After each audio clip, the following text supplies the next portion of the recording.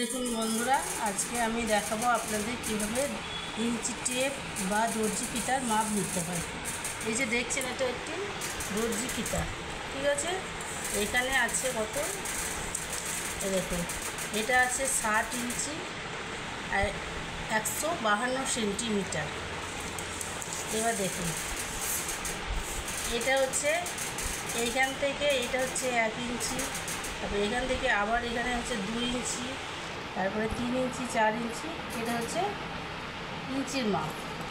এবার সুত হিসাব করতে হবে আপনাদের। প্রথমে এইখান থেকে 4টে ঘর আসবে, তখন যে একটা ছোট ছোট দাগের মধ্যে আরেকটা মাঝখানে একটা বড় দাগ আছে, ওটা হচ্ছে 1/2 ইঞ্চি।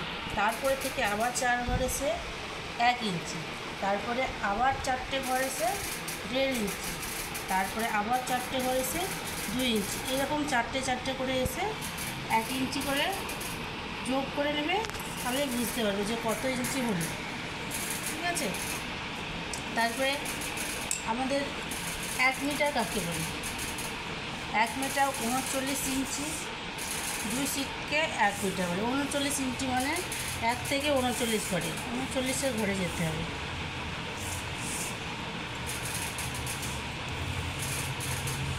এই দেখুন, এইখানে হচ্ছে 1 মিটার, 39 ইঞ্চি সমান 1 মিটার, 100 সেন্টিমিটার সমান 1 মিটার, 39 ইঞ্চি 200 সমান 1 মিটার। এটা ভালো করে মনে রাখুন, ঠিক আছে। তারপরে আপনাদের দেখাবো 36 ইঞ্চি সমান কত। 36 ইঞ্চি সমান 1 গিরা। যদি গিরার হিসাব বলে, 36 ইঞ্চি সমান 1 গিরা। তারপরে 100 সেন্টিমিটার সমান 1 মিটার। এইখানে দেখুন 100 সেন্টিমিটার আছে, 100 সেন্টিমিটার বা 39 ইঞ্চি 200 সমান 1 মিটার, ঠিক আছে। ভালো করে দেখে নিন। গিরার হিসাবগুলো কী করে করবে? গিরা আর ইঞ্চি। 1 গিরা সমান 2 ইঞ্চি 2 সুত। 1 গিরা সমান 2 ইঞ্চি 2 সুত।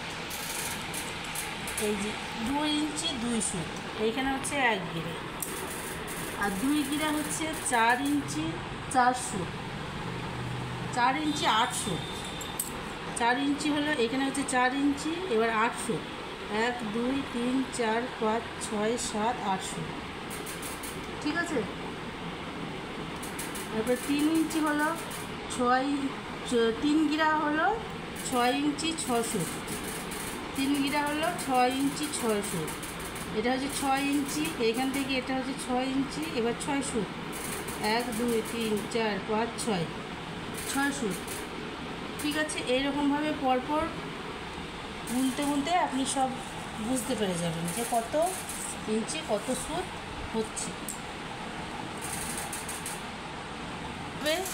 সুত ও গিরার হিসাব আপনি যদি সঠিক নিয়মে জানতে পারেন, বুঝতে পারেন, তাহলে আপনি কাটিং সেলাই সব কিছুই করতে পারবেন, সঠিক নিয়মে কাটতে পারবেন, সব কিছুই করতে পারবেন।